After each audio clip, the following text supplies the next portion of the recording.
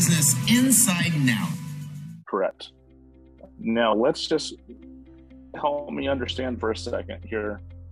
Right here, we have a house. And this is my beautiful artwork here.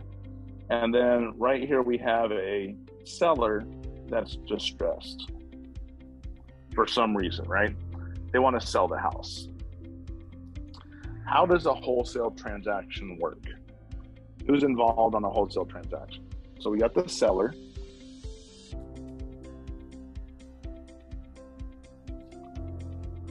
Now, say we come in the picture, what do we do here? We're the investor / wholesaler. So before we dive into a JV deal, what's a traditional wholesale look like? So here's the seller, here's the investor. What do we do here between us? What do we need here? What's this little document right here? The A to B. So imagine the seller is considered A, wholesalers considered B. So we refer to that as the AB contract. Now, what do we do with that contract? We sign it. Well, after we sign it, then don't we kind of put it out into the secret open market to find a JV to find a partner? So let's say we find this deal. Let's say this house is worth $100,000. We get it under contract, let's say for $40,000. And let's say we want to make $10,000 on it. What do we do here?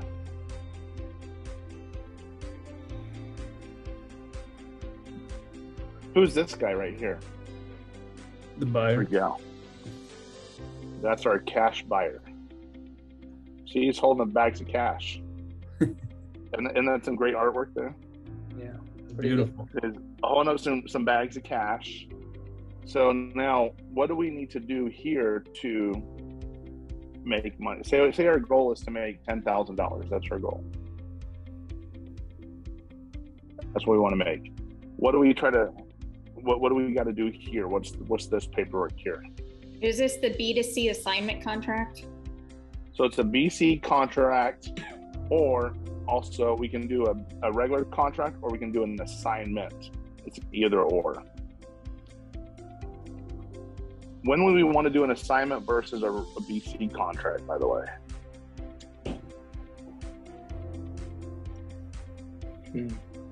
That's like kind of the one I'm confused on too, because I'm used to seeing the assignment contract.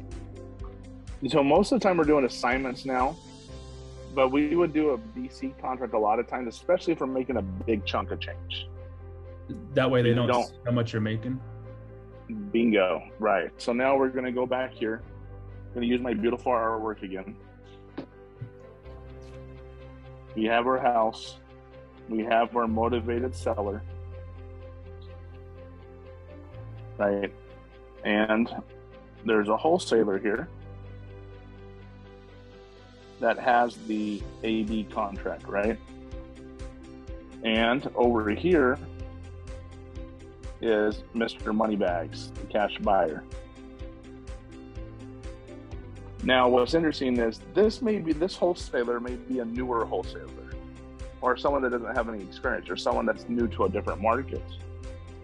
For example, let's say that Jules is got a deal locked up with the seller in Phoenix, Arizona. Mm-hmm. And like, oh my gosh, I don't have any buyers in Phoenix, Arizona. I don't know any of these guys right here. But Jules knows Sean Terry. So then he calls up Sean and says, hey, Sean, do you happen to know any of those cash buyers in Phoenix? And Sean says, I sure do. I'll tell you what I'll do. Let's do this. You got the deal locked up at $40,000. Okay. You want to make $10,000, hopefully, right?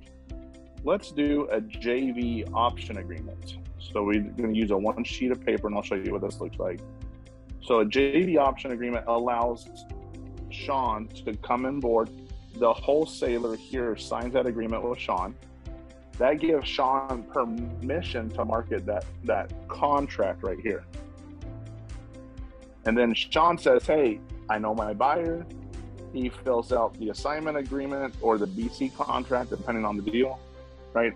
Sean sells it for $60,000. So what is the amount that they split if it's 50-50? They each get $10,000. Mm-hmm. So $10,000 to this guy and $10,000 to Sean, right? Is this guy happy? Is Jules happy?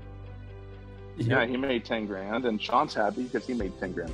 How much marketing did Sean have to do over here? 0. How many appointments with sellers did Sean have to do over here? How many pictures did he have to go take? Mm-hmm.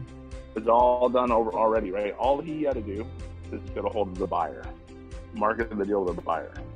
So this is the shortcut. This is the JV, the wholesale. Okay. Does that make sense so far?